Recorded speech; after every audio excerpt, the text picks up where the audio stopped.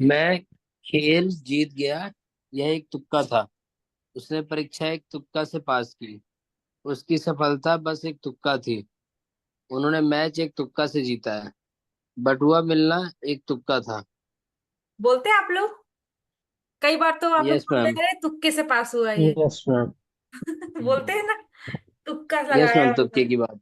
तो ये तुक्का वर्ड तो यूज करते हैं, लेकिन इसका इंग्लिश वर्ड में भी बहुत कम लोग जानते हैं। ओके, बोलते हैं जरूर, तुक्का लगाया, तुक्का से पास हुआ। बोलते हैं कि नहीं बोलते हैं? यस बोलते मैम। हैं। चलिए बताइए। फ्लूक होगा क्या, फ्लूक? देखिए ये लोग भी ऐसी ही बात कर रहे हैं कि देखो मैं तुक्के से पास हो गई, मेरा आंसर सही भी सही हो गया। चलिए तो बताइए, क्या वर्ड है आपके पास? फ्लूक है मैम, बाय चांस या फ्लूक। हाँ, फ्लूक वर्ड एक होता है। देखिए, fluke, what you mean by fluke actually? A surprising और लकी रिजल्ट, बोल सकते हैं सरप्राइजिंगली और lucky result that happens by accident. ठीक है, not because you have been very clever और स्किलफुल। इसका मतलब ये नहीं कि आप बहुत क्लेवर थे या स्किलफुल पर्सन थे। मतलब ऐसा है कि एक्सीडेंटली आपको वैसा कुछ मिल गया। जैसे मान लीजिए मैं बोलती हूँ, मैं खेल जीत गई, यह एक तुक्का था। I was a fluke that I won the game. उसने परीक्षा एक तुक्का से पास की। She pass the test by a fluke. उसकी सफलता बस एक तुक्का थी। His success was just a fluke. उन्होंने मैच एक तुक्का से जीता। They won the match by fluke. बटुआ मिलना एक तुक्का था। Finding the wallet was a fluke. Is it clear to you? तो जब भी आपको तुक्का वर्ड बोलना है, तुक्का के लिए आप क्या वर्ड यूज करेंगे? फ्लूक।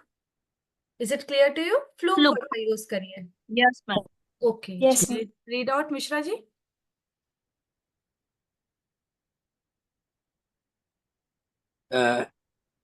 उसने नौकरी तो एक तुक्का से पाई है। He got the job by fluke. उनकी जीत एक तुक्का थी। Their victory was a fluke. मैंने वह उत्तर एक तुक्का से सही किया। I got the answer right by a fluke. Lottery जीतना पूरी तरह से एक तुक्का था। Winning the lottery was a complete fluke. Surprise party का सही तरीके से होना एक तुक्का था। It was a fluke that the surprise party went off perfectly. Okay, so आज के बाद आप लोग क्या यूज करेंगे तुक्का के लिए? कौन सा वर्ड यूज फ्लूक। करेंगे? फ्लूक। ओके, चलिए ठीक है, read out. Amreen ji, can you read? Let me check how your voice is coming to me. Yes ma'am. Okay, good. Read out. वह एक किताब पढ़ने में मगन है। वह पहेली सुलझाने में मगन था। वे अपने प्रोजेक्ट पर काम करने में मगन है। मैं रिपोर्ट लिखने में मगन हूँ। वह पूरी रात पढ़ाई करने में मग्न थी। Okay, what is their common common है? वर्ड इज मग्न है। मग्न, हम लोग बोलते हैं कि ये तो पढ़ाई करने में मग्न हो गई। As you can see, here one boy is there।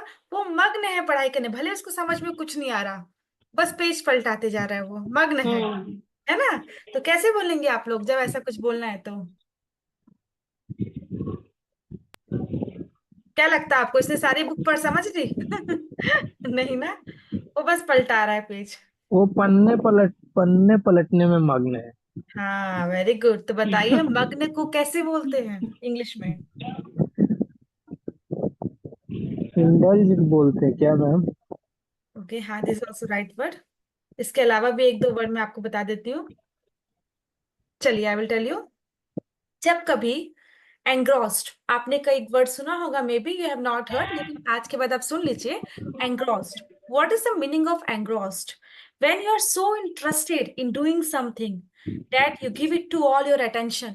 जब आप पूरी तरह से किसी काम में क्या हो जाते हैं, बिल्कुल एंग्रॉस्ड हो जाते हैं, है ना? When you give your all attention, तब हम यूज करते हैं एंग्रॉस्ड। जैसे, वह एक किताब पढ़ने में मग्न है। She is engrossed in reading a book. वह पहेली सुलझाने में मग्न था। He was engrossed in solving the puzzle. वे अपने प्रोजेक्ट पर काम करने में मग्न हैं। They are engrossed in working on their project. मैं रिपोर्ट लिखने में मग्न हूँ। I am engrossed in writing a report. वह पूरी रात पढ़ाई करने में मग्न थी। She had been engrossed in studying all night. तो जब भी आप ऐसे सेंटेंस तो बोलते ही बोलते होंगे, बोलते कि नहीं बोलते, मग्न है, मग्न है। तो जब भी ऐसे सेंटेंस आप बोलेंगे तब आप क्या वर्ड यूज कर सकते हैं, एंग्रॉस्ड। और what do you mean bye engrossed? It is nothing, engrossed means when you are so interested in doing something that you give it all your attention. Is it clear to you? In that place you can Yes, use ma'am. the word engrossed. Okay, read out. Yes, ma'am. Yes ma'am.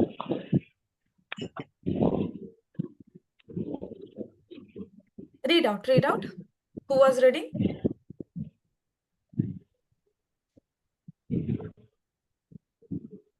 Okay, Amreen. वह अपने नए canvas पर painting करने में मग्न है।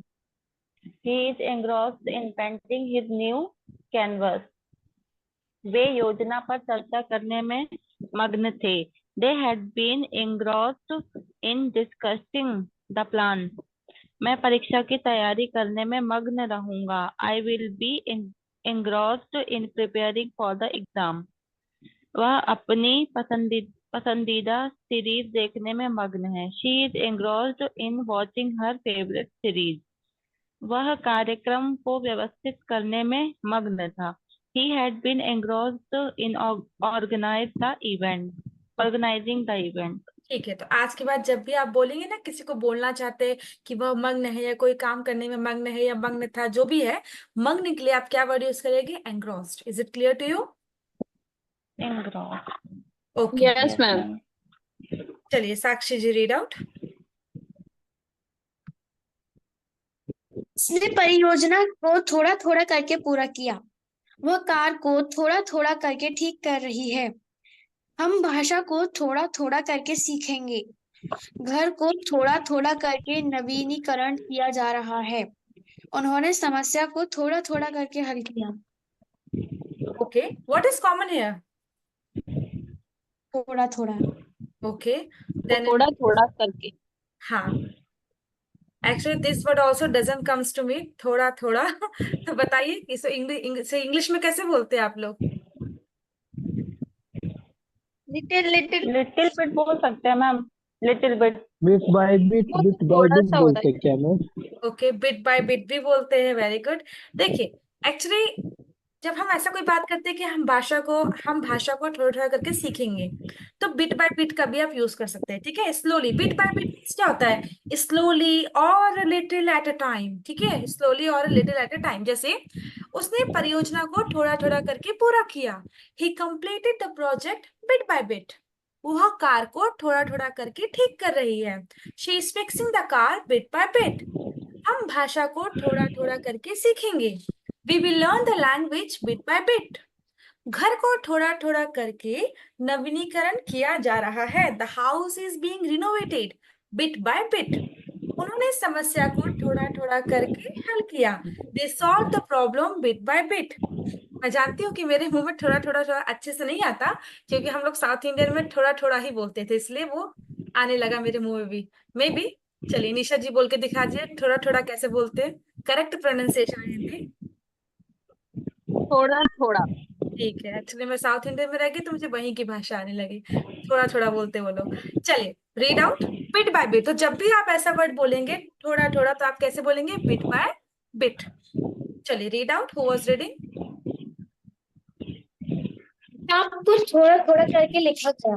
The book was written bit by bit. वह कमरे को थोड़ा थोड़ा करके सजाती जा रही है। She is decorating the room bit by bit. बगीचे को थोड़ा थोड़ा करके पौधे लगाए जा रहे हैं। बगीचे में थोड़े थोड़े करके पौधे लगाए जा रहे हैं। The garden is being planted bit by bit. वह कर्ज को थोड़ा थोड़ा करके चुका रहा है। He is paying over the debt bit by bit. मरम्मत को थोड़ा थोड़ा करके किया जा रहा है। The repairs are being done bit by bit. Fine. तो जब भी हमें कोई सेंटेंस बोलना है थोड़ा थोड़ा करके, तो आप कैसे बोलेंगे, बिट बाय बिट। ओके, चलिए आज का जो हमारा सेशन है, let me clear you what we are going to study. ठीक है,